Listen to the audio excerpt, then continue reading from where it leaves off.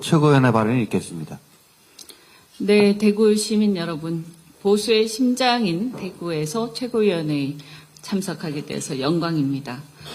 보수의 정신은 애국과 헌법 정신을 지키는 것에서 출발한다고 생각합니다. 즉, 국민의 생명과 재산을 지키는 것에서 출발한다고 생각합니다. 그런데 윤석열 정권은 국익을 소홀히 하고 우크라이나 전쟁에 개입을 번번이 시도를 해왔습니다. 국민의 민생과 경제도 소홀히 해서 지금 죽을 지경입니다. 헌법 정신도 본래 윤석열 대통령이 주창해왔던 것입니다만, 그러나 윤 대통령이야말로 그 정신을 짓밟고 있어서 국민으로부터 지탄을 한몸에 받고 있는 중입니다. 생각해보면 보수의 괴멸에 앞장서서 검찰의 칼을 앞세워 정치를 파괴한 것도 윤석열 검찰 세력이었습니다. 이제 여야 좌우를 떠나 우리 모두 진영 대립에 매몰되어 검찰의 칼에 휘둘렸던 과거를 성찰하고 검찰의 칼로부터 정치를 바로 세우는 것이 필요한 시점입니다. 저희가 우리 민주당이 대구 시민 여러분과 함께 그 길을 가겠습니다. 여야의정협의체에 참여했던 세계 의료계 단체들, 즉 대한의학회, 한국의과대학, 의학전문대학원 협회 등이 어제 탈퇴를 선언하면서 당초 무리하게 개문발차했던 여의정협의체가 결국 출범 3주 만에 파탄에 이르렀습니다. 애초에 전 의정 갈등의 직접 당사자인 전공의들이 빠진 협의체는 팥소가 빠진 찐빵이나 마찬가지라고 한 바 있습니다.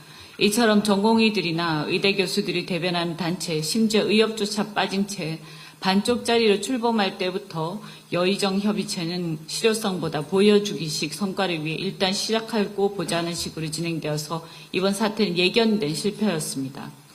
결국 한동훈 대표는 아무런 진정성도 없이 여야정협의체를 본인의 정치적 성과를 과시하기 위한 도구로 이용했다는 비판을 면하기 힘들 것입니다. 의료 공백이 10개월째로 접어드는 상황에서 정부와 여당은 과연 의정 갈등 해결 의지가 있는 것인지, 국민의 고통과 불편은 보이지도 않는 것인지 참으로 우려됩니다. 의료야말로 민생의 가장 중요한 핵심입니다. 의정 갈등은 당초 윤석열 정부가 내년도 의대 정원을 2,000명 더 증원한 데서 촉발되는데, 정부가 한치도 물러나지 않고 입장을 고수하면서 입시 전반에까지 영향을 미치고 수험생들에게까지 혼란을 야기하고 있습니다. 오늘 우리가 대구시당에 와서 최고위를 하고 있지만, 보도에 의하면 경북 수능 1등자가 바로 경북 지역 모 의대의 재학생으로 지방의대의 메이저 의대 상향 지원이 현실화되고 있음을 보여주는 사례입니다. 결과적으로 윤석열 대통령이 큰소리치면서 시작한 의대 정원 증원은 지역 의료난을 해결하기는커녕 지방 의대를 고사시키고 지역 의료 체계 붕괴로 기결되고 있습니다. 또 다른 문제인 필수 과목 기피 문제 또한 의대 증원을 느린다 하더라도 인기 과목 집중 현상이 더 심화될 뿐 문제는 해결되지 않을 것입니다.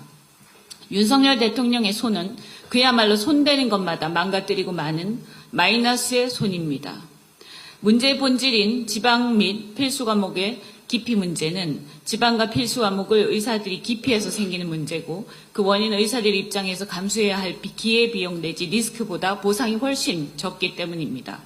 따라서 해법은 단순하게 정원을 증원한다고 되는 것이 아니라 기회비용 내지 리스크를 줄여주면서 보상을 늘려주는 방안을 고민해야 할 것입니다. 필요하다면 지역의료 면허제나 별도의 양성 트랙을 만들고 국가가 전액 지원하는 방안도 고민해야 합니다. 의료 대란이 벌써 10개월째 접어듭니다. 이미 의료 대란 와중에 대한민국 의료체계, 건강보험 체계는 무너질 대로 무너졌습니다.